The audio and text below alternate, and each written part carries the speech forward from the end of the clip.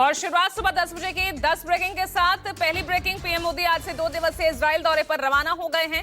PM Israel की संसद Knesset को भी संबोधित करेंगे। ऐसा करने वाले वो भारत के पहले प्रधानमंत्री होंगे। इजराइल की पार्लियामेंट नेसेट को भारतीय झंडे के रंगों में रोशन किया गया है। प्रधानमंत्री मोदी बेंजामिन नेतन्याहू से मुलाकात करेंगे। इसमें defence, artificial intelligence, quantum computing और साइबर सिक्योरिटी जैसी नई टेक्नोलॉजीज में समझौतों की उम्मीद है।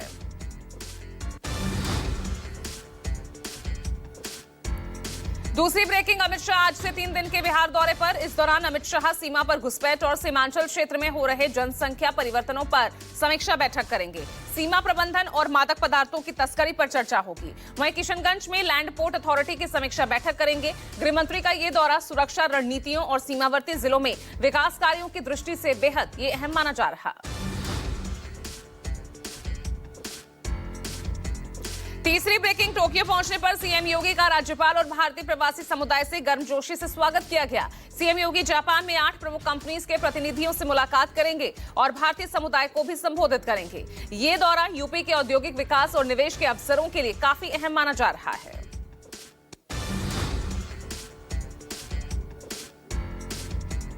चौथी ब्रेकिंग, कांग्रेस ने अमेरिका के साथ ट्रेड डील के खिलाफ मोर्चा खोल दिया है। राहुल गांधी ने किसान महाचौपाल में सरकार पर तीखा हमला बोला।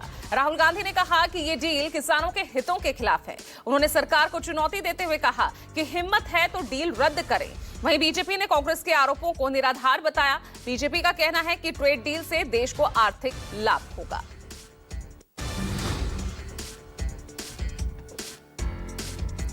पांचवी ब्रेकिंग, केरल का नाम बदलने पर अब सियासत तेज हो गई है। शशि थरूर ने तंज कसते हुए कहा कि नाम बदलने के बाद केरलाइट और केरलन शब्द का क्या होगा। शशि थरूर के इस बयान से नाम बदलने की बहस को एक नया मोड़ मिल गया है। केंद्र सरकार ने 24 फरवरी को केरल का नाम बदलकर केरलम करने के प्रस्ताव को मंजूरी दे दी है। आपको बता दें कि यह फैसला केरल विधानसभा के 2 बार पारित प्रस्ताव के बाद आया है। वहीं दूसरी ओर ममता बनर्जी ने बंगाल का नाम बांग्ला करने पर जोर दिया है।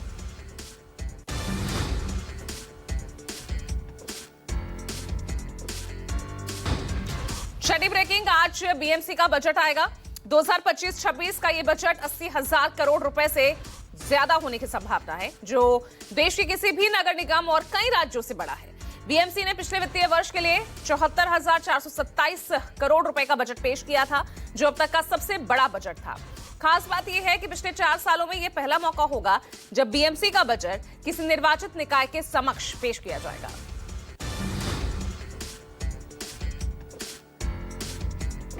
सातवीं ब्रेकिंग, भुवनेश्वर से जहां एक्शन में ओडिशा विजिलेंस की टीम दिखी। खनन विभाग के डिप्टी डायरेक्टर देवव्रत मोहंती के फ्लैट पर छापेमारी की। रेड के दौरान मोहंती के फ्लैट से 4 करोड़ से ज्यादा का कैश बरामद हुआ। बताया जा रहा है कि ओडिशा विजिलेंस के इतिहास की सबसे बड़ी कैश जब्ती है। छापेमारी के दौरान विजिलेंस विभाग के अफसर संपत्ति और दस्तावेज कंगाल रहे।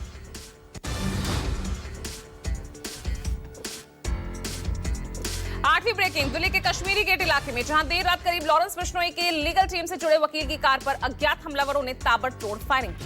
बाइक सवार बदमाशों ने कार को घेर कर कई राउंड गोलियां बरसाई। कार में 5 लोग सवार थे, जिसमें से एक शख्स के कंधे पर गोली लगने से वो गंभीर रूप से घायल हुआ है। हमले में लॉरेंस के वकील दीपक खत्री बाल-बाल बचे हैं। पुलिस ने कश्मीरी गेट थाने में मामला दर्ज कर जांच शुरू कर दी है। घटना को गैंग वॉर से जोड़कर देखा जा रहा है।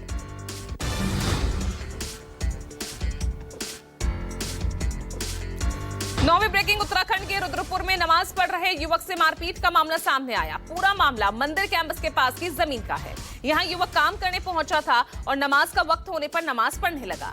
आरोप है कि मंदिर संचालक अरविंद शर्मा ने इसका विरोध किया। युवक के साथ कथित तौर पर मारपीट की वीडियो भी बनाया और वीडियो वायरल होने के बाद पुलिस प्रशासन हरकत में आया और जांच शुरू कर दी है।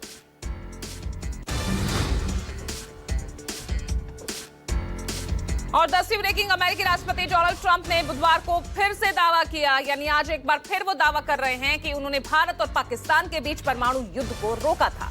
अपने स्टेट ऑफ द यूनियन संबोधन में उन्होंने कहा कि उनके दखल के बिना ये संघर्ष न्यूक्लियर वॉर में बदल जाता। ट्रंप ने कहा, 35 मिलियन लोगों का कहना था कि अगर मैं दखल न देता तो पाकिस्तान के प्रधानमंत्री मारे जाते।